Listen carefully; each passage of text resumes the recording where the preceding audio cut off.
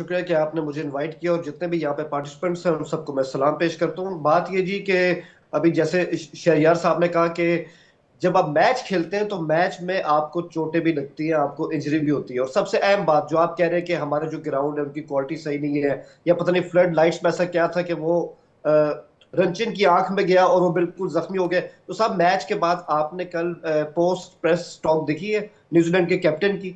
अगर आप उसको देखें तो उन्होंने क्या कहा, उन्होंने बड़े आराम से एक ही बात कही है कि state of the art facilities हमें इस स्टेडियम में मिली है और म्यार बहुत ही ऊंचा है।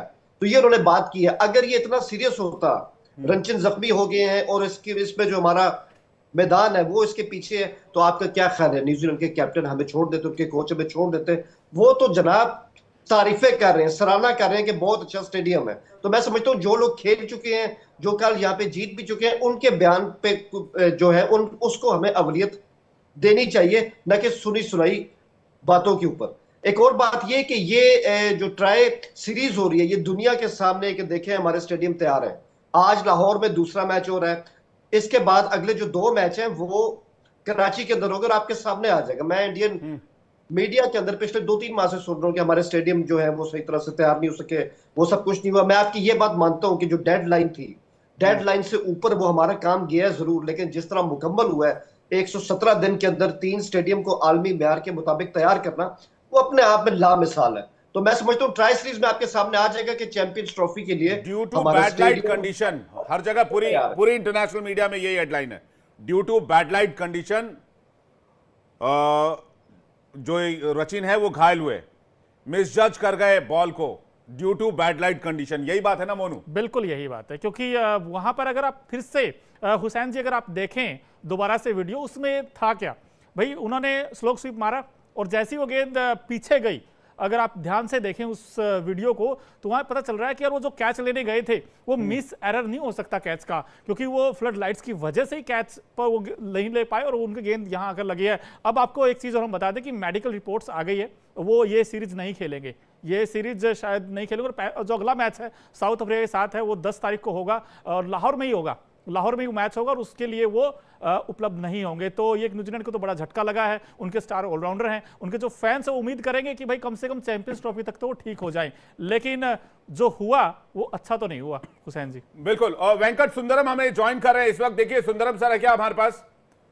सुंदरम जी इस वक्त हमें ज्वाइन कर रहे हैं, पूर्व क्रिकेटर और बीसीसीआई पिच समिति के पूर्व अध्यक्ष भी रहे हैं, जो कि बताएंगे डिटेल से कि क्या सिचुएशन हुई। लेकिन कर्नल दिनेश ने जब भी पाकिस्तान की किसी कमी के बारे में बात की जाए तो इनको कुलभूषण भी याद आ जाते हैं, इनको अभिनंदन भी याद आते हैं, इनको 71 भी याद आता है, इनको शहरयार जी ने तो पूरा का पूरा मसला ही गिनवा दिया 1947 से लेकर अभी तक का। देखो विवेक, बिस्मिल्लाह रहमान रहीम, मैं अस्सलाम वालेकुम बोलना चाहूंगा अपने पाकिस्तानी गेस्ट को।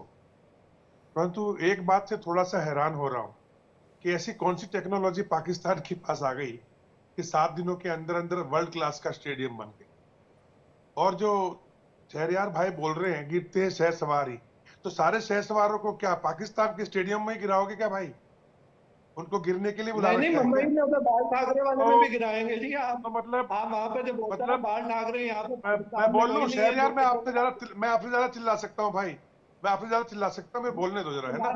बोलने दीजिए, आप बोलने लोग दीजिए, चिल्ला ही रहे, मसला ही है। बोलने दीजिए, देखिए बोलने मैं ये दीजिए, बात करता, आप बोलने दोनों में दीजिए। बात करें, आपका आप क्या आपके बात करें? आपकी सेना जो है ना, एक घटिया किस्म के बहुत ही निकम्मे लोग हैं जिन्होंने पूरा पाकिस्तान खा गए, और अब जो बचा खुचा पैसा आईसीआईसी से मिला ना वो भी खा गए।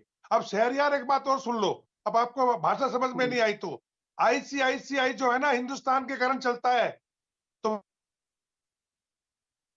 तो रखे यहाँ पे, मना कर देते, टूर्नामेंट ना होने देते यहाँ पे पाकिस्तान में। अगर आपके ऊपर चलता तो आप तो ये ले गए थे टूर्नामेंट। हिंदुस्तान के कारण आप तो, आपके देश में तो आटा नहीं मिल रहा यार। आपके तो ऊपर चल रहा होता तो फिर ये आईसीसी का टूर्नामेंट हमें नहीं मिलना था। आपका अगर दिल करे तो पाकिस्तान को आईसीसी से बाहर निकाल दे, लेकिन आपका बस नहीं चलता। मसला ये है, आपको प्रॉब्लम ये है कि पाकिस्तान में ये इंटरनेशनल होने जा रहा है, जबकि आपने पूरी कोशिश की कि पाकिस्तान में कोई इंटरनेशनल इवेंट ना हो सके। उसके लिए आप यहाँ पर पाकिस्तान में टेररिस्ट भेजते हैं। आप तो टेररिस्ट स्पॉन्सर करते हैं यहाँ पर पाकिस्तान में। एक एक करके कर्नल साहब की बात पूरी हो जाए। शहरयार जी, फिर मैं आ रहा हूं आपके पास। एक एक करके प्लीज रिक्वेस्ट कर रहा हूं, एक एक करके। अगर स्पोर्ट्स में बात करेंगे, अगर आप अरे भाई, आप फीफा वर्ल्ड कप करवा लीजिए, हमें क्या इतराज है उससे। अगर कोई खिलाड़ी घायल हुआ है, किसी पे सवाल उठाए जा रहे हैं, तो वो सवाल तो पूछे जाएंगे ना शहरयार भाई। आप फीफा वर्ल्ड कप करा लीजिए, हमें क्या इतराज, हमें क्या लेना देना आपसे। आपके जोजी में आप ऑस्कर अवार्ड करवाइए पाकिस्तान में, आप ओसामा बिन लादेन अवार्ड करवाइए पाकिस्तान में।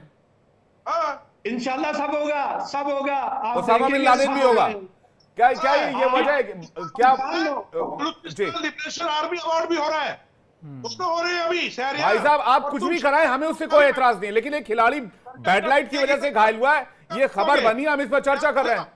बातचीत करो जी, तकलीफ खिलाड़ी को नहीं हुई होगी जितनी आपको हो रही है। मसला ये है इसमें। वेंकट सुंदरम, पूर्व क्रिकेटर, बीसीसीआई पिच कमेटी के पूर्व अध्यक्ष, इस वक्त हमें ज्वाइन कर रहे हैं, उनके पास जा रहे हैं। सुंदरम सर, सचिन रविंद्र कल खेलते हुए घायल हो गए, और जब ये बात पाकिस्तान में कही जा रही है तो पाकिस्तान में कह रहे हैं कि भाई उनको तो कैच पकड़ना ही ठीक से नहीं आया होगा। सारी फैसिलिटीज अच्छी है, सब कुछ बढ़िया है। भारत को तकलीफ इस बात की है कि चैंपियंस ट्रॉफी का आयोजन पाकिस्तान में हो रहा है। नहीं, ऐसा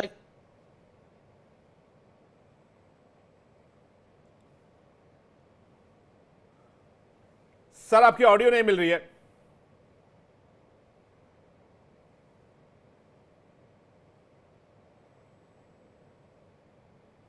जी, मुझे लगता है उन तक ऑडियो नहीं जा पा रही। आप कुछ कहना चाह रहे थे मोनू? जी बिल्कुल, सवाल वही है कि भाई पाकिस्तान ने जो डेडलाइन थी वो क्यों क्रॉस कराई। अगर उनको लगता था कि यार हम दे सकते हैं, अच्छे स्टेडियम दे सकते हैं, तो आपको 31 दिसंबर से पहले देने होंगे। और आपको भी इनफैक्ट याद होगा, जब हम 2011 में वर्ल्ड कप इंडिया में होस्ट नेशन था, तो हमने 2 साल पहले सब कुछ तैयार कर दिया था। इनफैक्ट अगर आप वानखेड़े स्टेडियम में देखें, जहाँ पर फाइनल मैच हुआ था इंडिया श्रीलंका का, तो हमने 2 साल तक कोई मैचेस नहीं हुए थे वहाँ पर, तो हमने ऑलरेडी सब कुछ तैयार किया हुआ था। लेकिन अब पाकिस्तान का मसला ये है कि जब आप स्टेडियम को रिनोवेट कर रहे हो, जब आप तोड़कर दोबारा नया बना रहे हो, तो फिर आपको जो तय वक्त दिया गया था वहां तक आपको स्टेडियम हो जाने चाहिए थे तैयार। नंबर 1 चीज। नंबर 2 चीज, मोहसिन नकवी जी अब वैसे तो अंतरिम मिनिस्टर भी हैं वहां पर पाकिस्तान के, उनके हाथों में सब कुछ था, तो उन्होंने वो डिले हुआ। लेकिन उसके बाद भी अब जो उन्होंने देखिए कर्मचारियों के साथ उन्होंने खाना भी खाया वहां पर, लेकिन सवाल वही उठ रहा है कि भाई पीसीबी, इनफैक्ट इसमें पीसीबी का कसूर नहीं, जितना वहां पर सोशल मीडिया पर जो ट्रोलिंग की गई है वहां से भी जो खबरें अलग अलग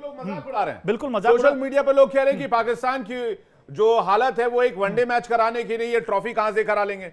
पाकिस्तान के स्टेडियम्स अभी तक ठीक से रिनोवेट नहीं हो पाए, पाकिस्तान को स्टेडियम रिनोवेट करने के लिए ठीक से पैसा उनके पास नहीं है। और जब ये बात पाकिस्तान के खेल पत्रकारों से कही तो वह कह रहे हैं कि भारत जो है वो जानबूझकर पाकिस्तान की इमेज खराब करना चाहता है। और ये सोचिए ना, कितने लंबे समय बाद 1996 के बाद इनको होस्ट नेशन कर रहे हैं पाकिस्तान की टीम। और पाकिस्तान को ये भी सोचना चाहिए कि भाई हमें बड़ी मुश्किल से मिला ये, क्योंकि एक वक्त ऐसा भी था जब कहा गया था शायद छिन जाएगी इनसे मेजबानी, बिकॉज इनके पास वो थे ही नहीं रिसोर्सेज। हाँ, वो तो बाद में भाई आईसीसी ने देखा कि चलिए एक टूर्नामेंट है और करवा लेते हैं, लेकिन अभी भी इनफैक्ट डाउट्स हैं कि होगा ये नहीं। अभी आप देखिए ना, एक करियर, एक खिलाड़ी के करियर को स्टेक पे तो लगा दिया ना आपने।